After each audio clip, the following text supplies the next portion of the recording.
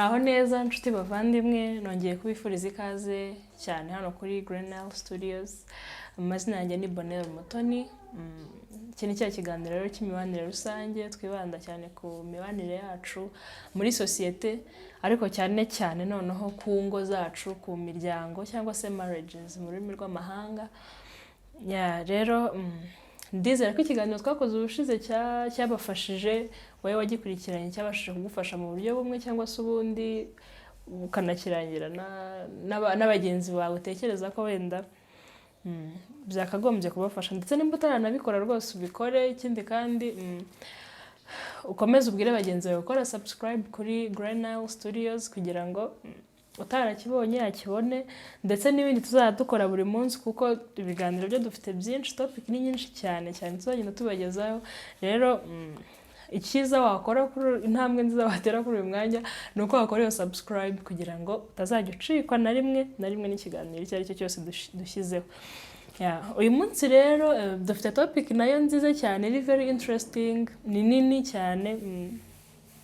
Ntabwo ari ikintu umuntu yavuga umunsi umwe ngo akirangize, ariko nanone nagerageje kwegeranya mu magambo make kugira ngo dusangire hamwe turebe kabisa icyo twakuramo.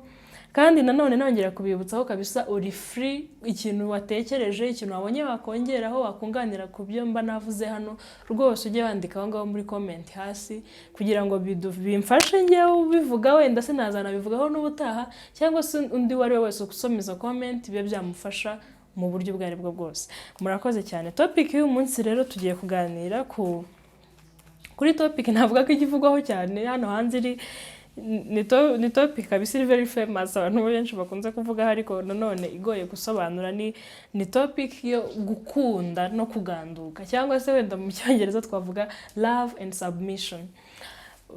Icyo rero ndashaka ko tukiganiraho uyu munsi, turifashisha wenda n'ijambo ry'Imana, twumve iki ijambo ry'Imana ribivugaho, ndetse kugira ngo tubashe kumva nanone cyane koko role ya buri muntu. Ubwo ndavuga umugabo n'umugore bari bakoze umuryango, buri wese yumve igice cye, aho tukora neza twishimire, ndetse naho wenda twari twasubiye hasi tubashe kuimprovinga kugira ngo imiryango yacu irusheho kumererwa neza no gutera imbere. Murakoze rero, ndagusaba ko wabana natwe muri iyi video kabisa ikarangira, kuko ndizera ko uri bwigiremo ibintu byinshi cyane kandi bibashe kugufasha. Topic y'umunsi rero ko nari mbabwiye ni love and submission. Rero ubundi reka tubanze twibaze, urukundo ni iki? Ubwo wenda nimvuga hano urukundo ntagiye kure cyane, turabizi ko hari urukundo rutandukanye. Hari urukundo Imana ikunze abantu, hari urukundo rwa kivandimwe rw'ababyeyi, ndetse hari urukundo rw'umugabo n'umugore, wenda reka mbivuge gutya, cyangwa se rw'abantu, rw'umugabo n'umugore, abantu bakoze umuryango, cyangwa se urukundo rutera abantu kuba babana ariko hagati y'umugabo n'umugore. Urwo rero nirwo turi bwibandeho uyu munsi, nirwo turi buvugeho. Rero urukundo ubundi rufite ubusobanuro bwinshi cyane kabisa, nawe ufite ubundi uzi, ariko uyu munsi ndagira ngo tuvuge kuri ubu busobanuro bumwe aribwo dushingiraho tuganira. Urukundo ni ibyiyumviro ugirira umuntu runaka, ugirira umuntu, noneho ibyo byiyumviro bikagutera gufata umwanzuro ndakuka, bikagutera kuba committed, gukunda uwo muntu ubuzima bwawe bwose, wenda reka mbyite gutya. Ni ibyiyumviro ugira, noneho ibyo byiyumviro bikaza kugutera gufata umwanzuro. Ubwo rero, ubwo tubonye definition y'urukundo, reka noneho tuvuge se kuganduka ko ni iki, submission ni iki. Submission rero ni uguhitamo, nayo ni amahitamo. Submission ni amahitamo ugira iyo kuba ukemera kugendera munsi y'ubuyobozi runaka, cyangwa se munsi y'umuntu runaka, cyangwa se any authority. Yego, ni amahitamo ugira ukemera kugendera munsi y'ubuyobozi runaka. Ubwo rero iyo tuvuze hano ubuyobozi runaka, wenda kuko ikiganiro cyacu cy'uyu munsi ari ku ngo, ubwo ni ubuyobozi nyine bw'urwo rugo, reka mvuge gutyo. kandi tuzi ko nk'uko Imana yabishyizeho, yabiremye, umugabo niwe mutwe w'urugo. Rero submission cyane cyane n'ijambo ry'Imana wenda riyikoresha ku bagore, ni amahitamo ugira yo kwemera, mbese yo kugendera munsi ya leadership y'umugabo wawe, cyangwa se y'ubuyobozi bw'umugabo wawe. Yego, ibyo rero nibyo tugiye kuganira uyu munsi. Kabisa mubane nanjye, kandi wowe utarakora subscribe uri kureba kino kiganiro yikore, kugira ngo n'ibindi byose bitazagucika. Ushobora kwibagirwa kino kikakuryohera noneho ukibagirwa kuyikora, ubutaha wenda ntuzagera amahirwe nk'ayo wagize yo kuhita ukibona. Rero umwanzuro mwiza nawe wafata uyu munsi no gukora subscribe kugira ngo bitazajya bigucika. Rero uko twari tubivuze, urukundo n'ibyiyumviro ugirira umuntu bikagutera gufata umwanzuro wo gukunda uwo muntu, ukaba committed. Ukaba committed no kuganduka nabyo twari tubibonye. Rero reka wenda tutarajya kure twifashisha ijambo ry'Imana hano, twumve iki ijambo ry'Imana ribivugaho, kugira ngo natwe tuze gushyira ubundi busobanuro bwacu, ariko twamenye iki Imana ibivugaho cyangwa se ijambo ryayo. Reka dusome mu gitabo cy'Abaefeso ibice 5, turahera ku murongo wa 22. Haravuga ngo, bagore mugandukira abagabo banyu nk'uko mugandukira umwami wacu, kuko umugabo ari we mutwe w'umugore we, nk'uko Kristo ari we mutwe w'itorero, ari ryo mubiri we, ni nawe mukiza waryo. Ariko nk'uko itorero rigandukira Kristo, aba ariko abagore bagandukira abagabo babo muri byose.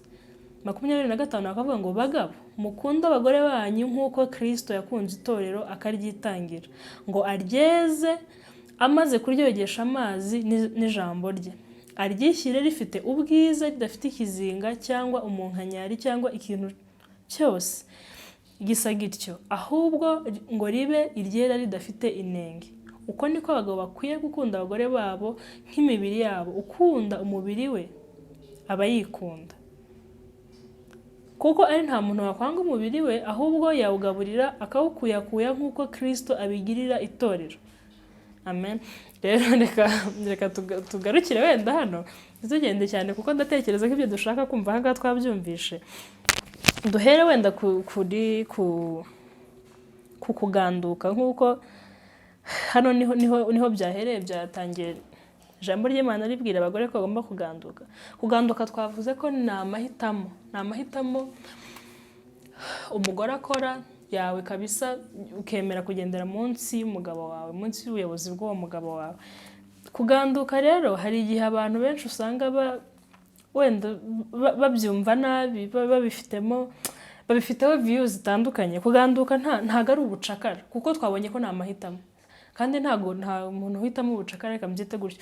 Ni ukuvuga ngo kuganduka ntago bisabye wenda ngo mu rugo ngo umugore ngo bari ufite ngo amashuri menshi cyangwa se umugabo ari ufite menshi, noneho ngo murabalansinga murebe ufite ubwenge bwinshi, ubwo niba umugore ari uri hejuru umugabo niwe uzaganduka. Ntago ariko ngo ijambo ry'Imana rivuga. Ijambo ry'Imana risaba abagore kuganduka. Waba uri mukuru, waba uruta umugabo wawe uramugandukira, waba umurusha amafaranga uraganduka, waba umurusha amashuri uraganduka. Nicyo ijambo ry'Imana risaba hano. Ntago ryavuze ngo muganduke kuko bimeze gutya na gutya. Marriage ni umushinga w'Imana, ni projet y'Imana. Rero nyir'umushinga rero uko niko yawupanze, niko yifuje ko bigenda. Ni ukuvuga ngo ntago bidukwiriye kuba twakwiremera ibindi byacu ngo twongeremo ibindi. Ijambo ry'Imana rivuga ko umugore agomba kugandukira umugabo. Ariko rero ubwo ngubwo hano ikintu bitwerekana n'ijambo ry'Imana rivuga, ni ukuvuga ngo kuganduka ni response y'umugore nanone atanga bivuye ku rukundo rw'umugabo.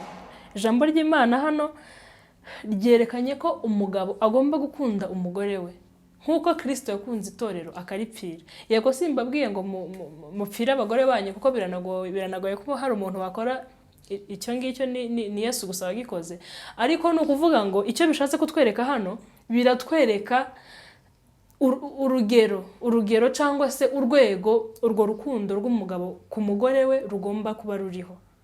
Ni ukuvuga ngo umugore kuganduka azaganduka, ariko se icyo twibaza hano, wowe umugabo uyoboye gute? Ese utegetse gute urwo rugo? Ese umugore nicyo agiye kugandukira? Afite ibyo agandukira? Ese wenda ibyo ngibyo ndumva dushobora kuzabitegura mu yindi topic igaragaza leadership y'umuryango ukuntu ibimeze, kuko uko Imana nabwo yayistructurinze yashatse ko imera. Ariko icyo wenda navuga hano ni ukuvuga ngo wowe nk'umugabo banza urebe kabisa umugore ari kurespondinga kuki, respondinga ku rukundo rwawe ariko kandi nanone kuri iyo leadership yawe. Ni ukuvuga ngo ijambo ry'Imana risaba abagabo gukunda abagore babo no matter what. Kuko twatangiye tubivuga rero, gukunda ni umwanzuro ukuvamo, yego ugira ibyiyumviro ariko kandi ibyo byiyumviro bigutera gufata umwanzuro. Wa mwanzuro wafashe witonze, washingiye kuri za point zimwe twavuze muri topic ya mbere. Ubwo batararebye ikiganiro cya mbere mwagenda kabisa mukareba ibintu bigufasha guhitamo umuntu muzabana. Wamaze gushingira kuri biriya byose ugafata umwanzuro ukavuga ati uyu muntu ndamukunze. Rero ntago mukunda kubera impamvu iyi ahubwo umukunda kabisa wese uko ibihe bizagenda, kuko n'umwanzuro uba wiyemeje, ni ikintu uba wiyemeje gukora. Ijambo ry'Imana hano rero ryagiye ritwereka ko ryatubwiye ko Kristo yakunze itorero akaripfira akaryogesha amazi n'ijambo rye. Ni ukuvuga ngo kugira ngo azaryishyire ridafite ikizinga. Wenda icyo nshaka kuvuga aho ngaho ni ukuvuga ngo umugabo niwe uforma umugore we, reka mbyite gutyo, niwe uforma rwa rugo kugira ngo n'umugore azabone uko aganduka. Niko wenda nkuko nari mbivuze mbere, umugore aganduka ariko nanone agandukiye urwo rukundo umugabo we yatanze ndetse n'uburyo kiyoboyemo urwo rugo. Ni ukuvuga ngo umugabo ni wewe, you are to blamed iyo ikintu kibi kije mu muryango cyangwa se ikintu kibi kibaye mu muryango, kubera ko twabonye ko Kristo yogeje itorero rye kugira ngo azaryishire ridafite ikizinga, ridafite ikibazo icyo ari cyo cyose. Rero ni ukuvuga ngo uri responsible y'umuryango wawe, uri responsible y'ibera mu muryango wawe, ugomba kuweza. Ikindi wenda hano nshatse gusobanura ino topic ni ukuvuga ngo umugabo akunde umugore we, yeze umuryango we, ni ukuvuga ngo uko waremye umugore wawe nibyo ubona. Nimba waremye umuntu mwiza uri caring, reka mbivuge gutyo, uzi gukora ibintu neza, wa mugore niyo response uzabona. Ariko nimba waremye umugore udashoboye, amaze kubyara wenda abana bangahe, yabaye mubi, ntakimenya kugira gute, ntakimenya guteka, ntakimenya kugira gute, urimo uramuremamo ibintu bibi. Noneho rero nanone niyo response uzabona. Mu gihe urugo ruko rwabaye, biragoye ko wa mugore azakugandukira, kubera ko nta rukundo ruzaba ruri aho ngaho. Uru rukundo kabisa rurakomeye, kuko urebye nirwo rwubatse umuryango, nirwo rutera umugore kuganduka. Kabisa ni ikintu tugomba kwiga tukimprovinga abagabo cyane ubwo ngubwo wenda, kugira ngo abagore biborohere, kuko urabona ko nabo bafite inshingano zitoroshye kuganduka. Ariko kuganduka nko twabivuze nyine ni response. Ese umugore azagandukira iki? Sibyo? Rero wowe nk'umugabo kabisa ufite part nini cyane yo gukina muri uru rugo kugira ngo ibintu byawe byose bigende neza. Urukundo rero wenda icyo navuga hano ku rukundo rw'abagabo, urukundo ntago ari ukuruvuga gusa. Urukundo ruravugwa ariko kandi rugatangwa ndetse rukanerekanwa, reka mbyite gutyo, rukanerekanwa. Ni byiza bwira umuntu ko umukunda, kuko urimo urabimuremamo, arimo arabyumva nyine ko umukunda, kandi nawe najya kugusavinga cyangwa se uko mubanye n'uwo mugore azakora nk'umuntu koko ubanye n'umuntu umukunda, kuko nibyo wamuremyemo niko azasubiza nyine kuri urwo rukundo rwawe. Urukundo bararuvuga, bimubwire, bimwereke. Hari igihe usanga nyine wenda cyane nko muri societe yacu ugasanga ngo ndamukunda, arabizi, ni umugore wanjye, tumaranye imyaka ingahe, dufitanye abana bangahe, gusa ntabizi ko mukunda. Yego arabizi, ariko kandi gerageza ubimwereke. Kubimwereka rero ntago biba bisabye ibintu byinshi. Mugurira amagift wenda kwa kundi babivuga, igihe udahari mwohereza ama message meza, se mugenera impano, musohokane, mutreating nyine nk'umwamikazi wenda, reka mbivuge gutyo, kugira ngo nawe azabashe kugusavinga neza, azabashe kugandukira muri urugo rwanyu rubashe kugenda neza. Hari igihe rero usanga abantu bavuga ingero nyinshi, wenda namwe mushobora kuba muzumva hano hanze, ugasanga ari umugabo cyangwa umugore arakomplaininga ngo tukiri muri fiançailles cyangwa se tukibaka urugo hari uburyo twari tumeze, hari ukuntu wanyitagaho, ubwo aho ni ku mpande zombi, yaba umugabo yaba umugore. Ariko ubu ngubu byarashize se, byaragabanyutse, ndetse n'abantu hano hanze ukumva hari nk'ukuntu abantu bajya gusura abantu bakoze ubukwe, bakagenda noneho bareba ukuntu ibintu bimeze mu nzu, ukuntu abantu babanye, mwahura se mu muhanda wenda muratembereye mufatanya amaboko, bakavuga ati biriya ni nuko bakiri bashya, nuko bakibana, ni urugo rushyashya, ariko ejo n'ejo bundi biriya bizashira. Se ibyo bintu koko niko biba bikwiriye kumera? Ibyo ntabwo ariko biba bikwiriye kumera. Ni ukuvuga ngo urugo kimwe n'undi mushinga uwo ari wo wose rugomba guhora rukura buri gihe, ntabwo urugo rusubira inyuma, urugo rurakura. Ahubwo ni ukuvuga ngo mwicara hasi nyuma y'igihe runaka mukaganira. Ubundi ni ukuvuga ngo hari wenda topic tuzaganiraho nyuma y'ibintu bigize urugo, ariko reka mbabwire imwe. Ni ukuvuga ngo harimo ikintu bita communication. Iyo communication yanyu rero mugenda muganira, mukegeranya ubuzima mubayemo, mukazana utuntu twose, mukareba ibyo mukwiye kureka n'ibyo mukwiriye kongera, ariko urugo rwanyu rugahora ari rushyashya. Urugo ntabwo rugomba gushira, kuko nimba umugabo warafashe umwanzuro wo gukunda uwo mugore, ndetse n'uwo mugore nuko nguko nawe yafashe umwanzuro wo kugukunda no kugandukira, kuko wenda ushobora kwibata se ko twavuze ko umugore aganduka, nabwo nawe rero niko urukundo rwe nuko nguko rwo expressinga mu buryo bwo kugusavinga, niko akugandukira. Ni imyanzuro mwembi mwafashe. Se uwo mwanzuro kubera ko noneho mwagize abana batatu urashize, mugiye gukora iki none nimba bishize, hagiye kuba hiki? Urumva rero ntabwo ari ibintu bikwiriye kubaho. Urukundo rugomba kuba guhoraho, urugo rukaba renewed, ahubwo buri munsi uko uno mwaka byari bimeze ejo bigakura, kuko ni by'Imana idushakaho, kandi urebye ari nako n'umuryango wacu ugomba kumera kabisa mu buzima bwacu bwa buri munsi, kugira ngo nyine ibintu bikomeze bigende neza, twubake imiryango myiza ishimwa n'abantu nk'uko tubivuga. Ntibanyabona no posting abantu bakandika bakoze nka anniversary y'umwaka, bavuga ngo happy wedding anniversary, ngo bakomeze ngo bashimwe n'Imana n'abantu. Ni ukuvuga ngo rero tugomba kugira urugo nyine rushimwa n'Imana n'abantu. Ibyo rero turabiharanira, nitwe tubikora. Ni ukuvuga ngo hari ikintu abantu birengagiza muri marriage. It's not about what you get, it's about what you give. Hari igihe abantu usanga wenda cyane abagore n'abagabo ariko bibaho, ukavuga ngo utezemo uyu muntu gukora kino, ntago ari byo. Ni ukuvuga ngo mu rugo ntago ureba cyane ku cyo umugenzi wawe agomba gukora cyangwa se agomba kuguha, ahubwo wowe urimo urakora iki kugira ngo urwo rugo rwanyu rurusheho kuba rushyashya, rurusheho kuba rwiza. Naho niwicara uteze ko runaka ari ugomba gukora kino kintu, ni ukuri bizapfa, ruzashira kabisa, cyangwa se musigare mubanye ku bw'abana. Ntago mujye mwumva abantu babanye ngo kubera abana, ngo banze gutandukana kubera abana, kandi ibyo ntago bibaho. Abana nimwe mwabazanye, yego mugomba kuba responsible, ariko kandi ntago ariyo mpamvu inyamukuru yabahuje. Mwahujwe namwe, ni umwanzuro mwari mwafashe wo gukundana. Urwo rukundo rero nirwo mugomba kurinda. Uwo mwanzuro, iryo sezerano mwahanye niryo mugomba kurinda, kandi muririnda murabikorera. Umugabo arabikorera n'umugore akabikorera, mukabagarira uwo muryango wanyu kabisa ukagenda neza, buri wese akajuwaroreye neza nk'uko ijambo ry'Imana ribidusaba, ndetse nk'uko nawe wabyiyemeje mujya gufata uwo mwanzuro wo kubana. Ya rero ndumva wenda nahinira hano iyi topic y'uyu munsi,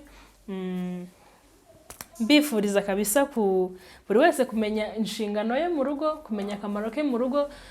Twige cyane ijambo ry'Imana, kuko buri ijambo ry'Imana ni indererwamo twireberamo, kandi ritugira inama za buri munsi. Twige kugandukira n'ijambo ry'Imana. Buriya biragoye ko tuzagandukira abantu tutagandukira ijambo ry'Imana. Twige kugandukira ijambo ry'Imana, kuko nibwo bwenge, niyo soko y'ubwenge, niho dukura ibyo dukora mu buzima bwacu bwa buri munsi, niryo ritugira aho tubabo. Rero ndabashishikariza cyane gukunda ijambo ry'Imana, ariko wenda mbashishikariza noneho cyane cyane kugira ingo nziza. Duharanire kabisa kugira urugo rwiza, umugore amenye role ye, umugabo amenye role ye, twubake umuryango mwiza ushimwa n'abantu hano hanze, ushimwa n'Imana, w'icyitegererezo, ndetse n'abo bana muzabyara bazakura ari abantu kabisa bafite nabyita bafite nyine iyo miterere, bafite iyo neco kuko bakuriye mu rugo, bakuriye mu rugo rw'abantu bisobanukiye, rw'abantu bakora ibintu neza. Rero uri free kuba watugezaho igitekerezo cyawe kuri iyi topic twakoze uyu munsi muri comment section below, ukatubwira uko ubyumva, ukatubwira icyo wenda twakongeramo, ndetse nimba hari wenda n'indi point wumva nasize wifuza ko twazaganiraho ubutaha, cyangwa se ushaka gusangiza abantu, nayo rwose wayishyiraho aho munsi dukomeze gufatikanya. Nkwibutsa kandi gukora subscribe, ubwire inshuti yawe ikore subscribe, kuko ibiganiro byo turabifite ku bwinshi bizajya bibageraho 2 mu cyumweru. Rero dukomeze dusharinga aya makuru kugira ngo duharanire kugira imiryango myiza. Murakoze rero, Imana ikomeze kubarinda, naho ubutaha. Shalom.